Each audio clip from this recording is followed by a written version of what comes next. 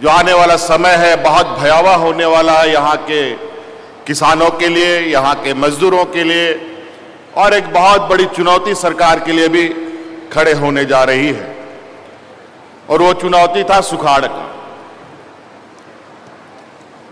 हम सभी निरंतर इस विषय पर नजर बनाए हुए थे, लेकिन ये जनजातीय महोत्सव का आगाज हुआ और इसकी तैयारियां शुरू हुई, और उसी दिन से जिस तरीके से यहां झमाझम बारिश हुआ, आज इंद्र भगवान ने भी आदरणीय मुख्यमंत्री जी का स्वागत इस राज्य में किया है।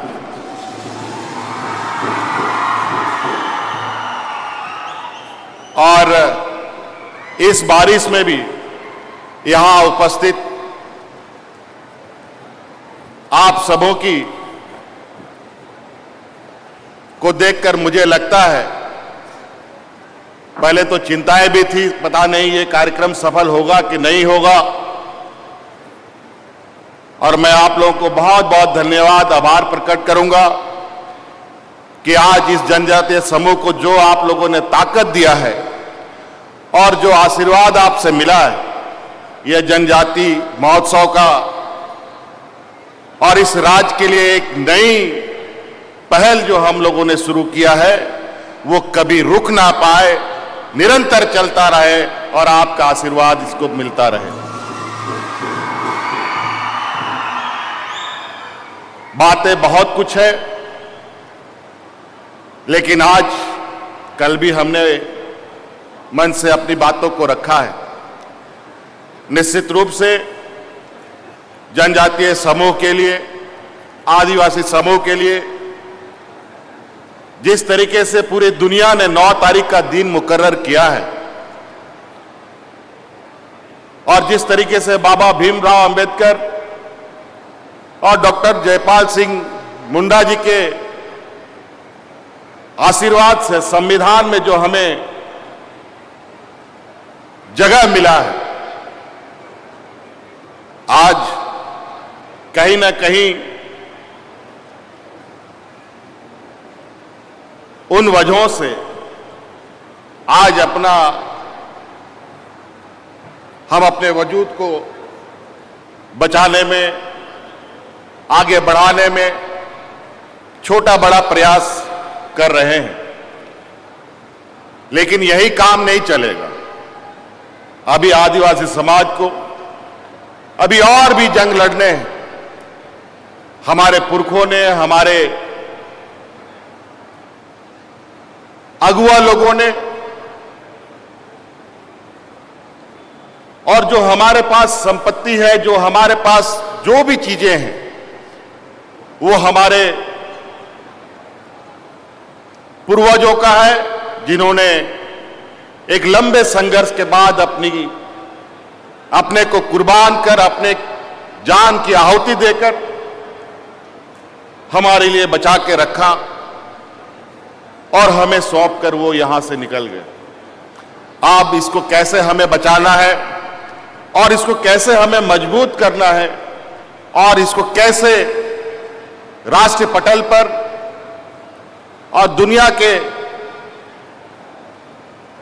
लोगों तक कैसे हम अपनी पहचान बनाएं, इसके लिए हमें हर व्यक्ति को इस विषय पर चिंतन करने की आवश्यकता है। आज बतौर सरकार के रूप में आज हमने कई योजनाएं इस राज्य के लोगों के लिए चालू किए हैं, और इसमें सिर्फ जनजातीय समूह ही नहीं बल्कि सभी वर्गों को इसका लाभ मिलेगा। मैं विशेष रूप से हम अपने आदिवासी समूह से कहना चाहेंगे, आप लोग भी आगे बढ़े, सरकार की योजनाओं का लाभ लें, चाहे वो शिक्षा के क्षेत्र में हो, चाहे स्वरोजगार के क्षेत्र में हो, चाहे नौकरी पेशा के क्षेत्र में हो।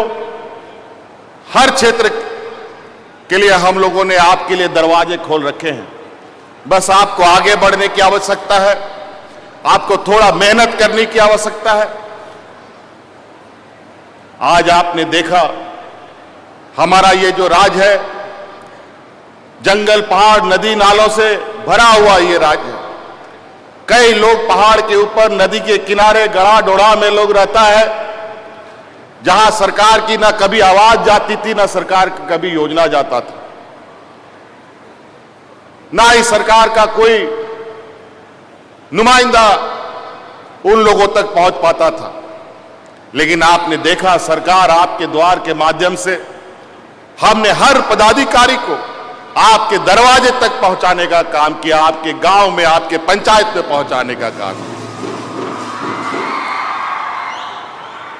आज इस राज्य में चाहे वो बूढ़ा बुजुर्ग हो, चाहे विधवा महिला हो, चाहे विकलांग व्यक्ति हो, चाहे एकल महिला हो, सभी लोगों को ये देश का पहला ये राज है जहां हर पेंशन सार्वजनिक रूप से दिया जा रहा है।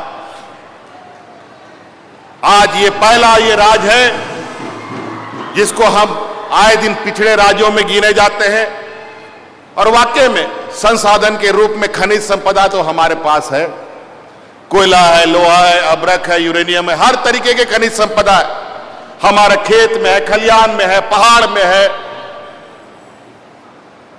सभी जगह हमारा घर द्वार के नीचे भी खनिज संपदा।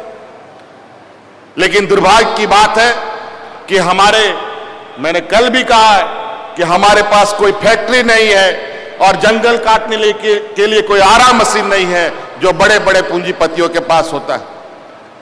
आज हम लोगों ने जल जंगल जमीन बचाया, कहीं ना कहीं आज हमारे जल जंगल जमीन के साथ बड़े पैमाने पर छेड़छाड़ किया जा रहा है। आज ग्लोबल वार्मिंग और दुनिया में कई तरीके की आपदा को लेकर लगातार बड़ी बड़ी गोष्ठियां बैठाई जा रही हैं। कैसे जंगल बचेगा, कैसे जानवर बचेगा, कैसे नदी नाला बचेगा, इस पर चिंता होता है। लेकिन आदिवासी कैसे बचेगा, इस विषय पर चिंता शायद ही कहीं होता हो।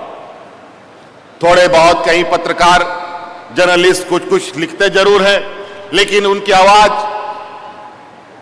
इतनी जोर नहीं पकड़ पाती है जहां शीर्ष कुर्सी पर बैठे लोगों तक ये आवाज पहुंच सके। इस वजह से आज ये 9 तारीख हम जनजातीय समाज के लिए एक संकल्प दिवस भी है।